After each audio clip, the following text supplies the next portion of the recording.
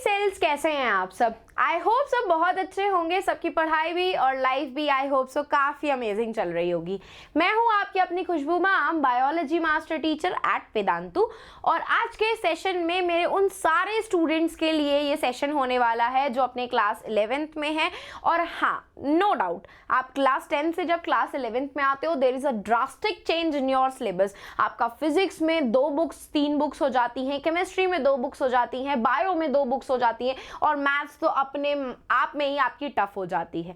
तो ऐसी क्या क्या आप प्रूवन स्ट्रैटेजीज यूज कर सकते हो एक इफेक्टिव लर्निंग के लिए, क्योंकि अब ना आपका सिलेबस जितना ज़्यादा है आपको हार्ड वर्क नहीं स्मार्ट वर्क करना पड़ेगा। तो ऐसे क्या क्या स्मार्ट वर्क्स आप अपने प्रिपरेशन के टाइम पे कर सकते हो जिससे आपका जेई का पढ़ाई भी बैलेंस रहे, आपकी क्लास 11th की स्टडीज़ भी बैलेंस रहे, क्लास नीट की भी बैलेंस रहे स्टडीज़, और साथ साथ में आपकी क्लास 11th के मिड टर्म्स के एग्जाम भी बैलेंस रहे। ठीक है, तो ध्यान से सुनना क्या क्या होता है, ज़्यादा टाइम नहीं लूंगी, अब जल्दी बताऊंगी आपको।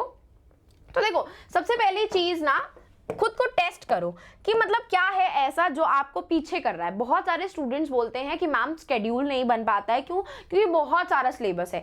तो सबसे फर्स्ट ऑफ ऑल मैं आपसे एक ही चीज़ बोलूँगी कि अपने स्केड्यूल के ऊपर फोकस करिए। खुद का पूरा का दिनचर्या जो कहते हैं उसको एनालाइज करिए कि कितने से कितने टाइम के बीच में आप फ्री हो रहे हैं। उस फ्री टाइम को यूटिलाइज करिए फॉर योर सेल्फ स्टडी। कितने से कितने टाइम के बीच में आप बिजी हैं, अगर इन बिटवीन में आपको कुछ एक्स्ट्रा टाइम मिलता है तो क्या आप कुछ 10-15 क्वेश्चंस प्रैक्टिस कर सकते हो, चाहे वो नीट के हो चाहे वो जेई के हो, या कुछ रिवीजन कर सकते हो।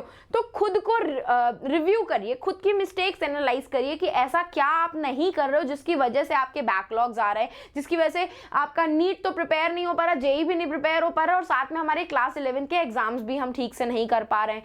तो ये चीज़ आपको माइंड में बहुत अच्छे से रखनी है। और बहुत सारे ऐसे स्टूडेंट्स होते हैं ना कि बहुत ही लंबे टाइम तक एक जगह टिक करके बैठ नहीं पाते। उनको क्या है ना कि डिस्ट्रैक्शंस बहुत जल्दी होते हैं। नो डाउट, इससे पहले आप लोग महीने के 3 महीने पहले पढ़ लेते थे, पास हो सकते थे 9th और 10th में। अब 11th में ऐसा नहीं है। अब आपको कंसिस्टेंसी के साथ डेली बेसिस पे डिटरमिन्ड होकर के पढ़ाई करनी पड़ेगी, है ना।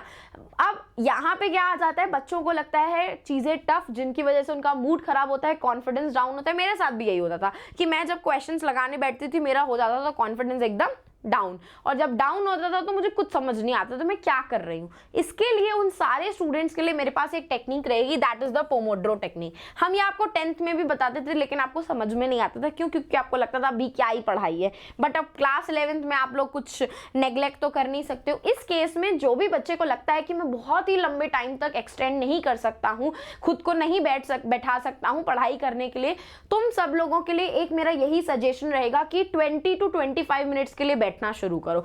20 से 25 मिनट का आपका एक स्टडी सेशन होना चाहिए। आपने 10 या 5 मिनट का ब्रेक लिया, उस 10 और 5 मिनट में आप ये नहीं कि इस फोन में लेकर के यूट्यूब और इंस्टाग्राम स्क्रॉल कर रहे हैं। ठीक है, इधर उधर कुछ खा पी लीजिए, टहल लीजिए, अगर पेट है तो उससे बात कर लीजिए, मम्मी से बात कर लीजिए, न्यूट्रिशन ले लीजिए, कुछ अच्छा गाना सुन लीजिए, सूदिंग सा म्यूजिक सुन लीजिए, या अगर आपको बुक पढ़ना पसंद है वो कर लीजिए, किसी को स्क्रिबल करना पसंद है, ड्राइंग करना पसंद है, आप वो कर लीजिए 10 मिनट में।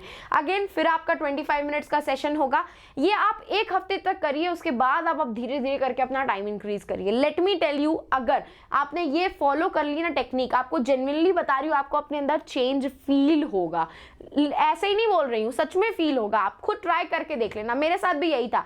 जब मैं अपने क्लास 11th में आई थी ना, मुझे पूरा 3 महीना लगा था चेंज होने में, अपने स्केड्यूल को फोकस रखने में, अपने स्केड्यूल को दोबारा से रिवाइज करने में, ताकि मैं अपने हर एक चीज को प्रॉपरली अपने टाइमलाइन के अकॉर्डिंग शेड्यूल कर सकूं। तो ये अब आपका काम हो जाएगा। नेक्स्ट आपसे यही बोलूंगी कि क्वेश्चंस प्रैक्टिस करना मत भूलिएगा। बीच बीच में क्वेश्चंस जरूर प्रैक्टिस करते रहिए, रिवीजन करते रहिए। 1-3-7 का प्लान आप यूज कर सकते हैं। आप पहले दिन वो टॉपिक पढ़कर के आए, उस दिन तो आपने रिवाइज किया सोने से पहले, तीसरे दिन वापस से उसी टॉपिक को आपको रिवाइज करना है, फिर 7वें दिन पे आपको वापस से वही सेम टॉपिक रिवाइज करना है। या फिर आप माइंड मैपिंग के थ्रू या फिर विजुअल विजुअली सेशंस देख करके या फिर डायग्राम्स देख करके या फिर क्वेश्चंस प्रैक्टिस करके आप ये चीज़ें कर सकते हैं। एंड जो भी आप खुद लर्न कर रहे हैं, try to teach them someone. ऐसा नहीं है कि किसी को भी उठा करके बैठा लिया अपने पास, आप आओ तुम पढ़ो बैठ करके, ऐसा नहीं करना है। अपने स्टडी ग्रुप्स बनाइए। देखो आप लोग जिस एज ग्रुप में हैं और जिस क्लास में हैं, यहाँ आकर के बच्चा सीरियस हो जाता है। क्यों? क्योंकि उसको पता है आगे उसे फ्यूचर में क्या करना है, क्या बनना है।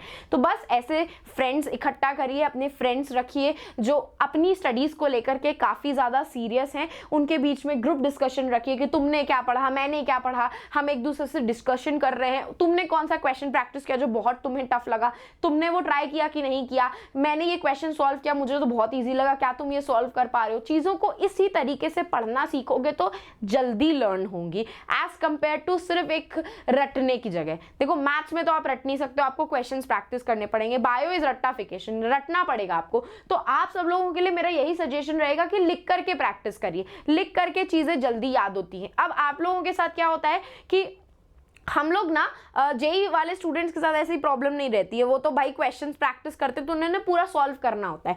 नीट वाले स्टूडेंट्स के लिए स्पेसिफिकली ये प्रॉब्लम आती है कि नीट के प्रीवियस ईयर क्वेश्चन जो कि आपके एमसीक्यू बेस्ड रहते हैं, वो एमसीक्यू क्वेश्चन सॉल्व करते करते वो इतना ज्यादा रम जाते हैं कि उनकी लिखने की प्रैक्टिस छूट जाती है, राइटिंग प्रैक्टिस छूट जाती है, और यहाँ से आपका डाउनफॉल होता है आपके क्लास 11th के स्कूल बेस्ड एग्जाम में। क्यों? क्योंकि भाई स्कूल में तो सब्जेक्टिव क्वेश्चन आएंगे ना, वहां पे तो आपको क्वेश्चन प्रैक्टिस करने पड़ेंगे, लिखना पड़ेगा।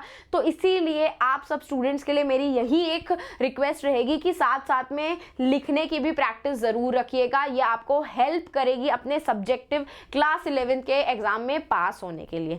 तो बस मेरे इतने से ही आप सबके लिए सजेशन थे, समझ में आया हो तो बस सेशन को लाइक कर दीजिएगा, टेलीग्राम चैनल को ज्वाइन कर लीजिएगा, क्योंकि इसी एक पर्टिकुलर सेशन पे हम ऐसे ही अमेजिंग स्ट्रैटेजीज आपको बताने वाले हैं। और इन केस अगर आपको मुझे रीच आउट करना है तो आप मुझे इंस्टाग्राम पे रीच आउट कर सकते हैं, खुशबू_भाटिया मेरा इंस्टाग्राम का अकाउंट है। तो अब बस जाते जाते सेशन को लाइक कर दीजिएगा, चैनल को सब्सक्राइब कर दीजिएगा। अब हम फिर मिलेंगे चलते चलते ऐसे ही नेक्स्ट अमेजिंग सेशन में। तो bye guys and take care.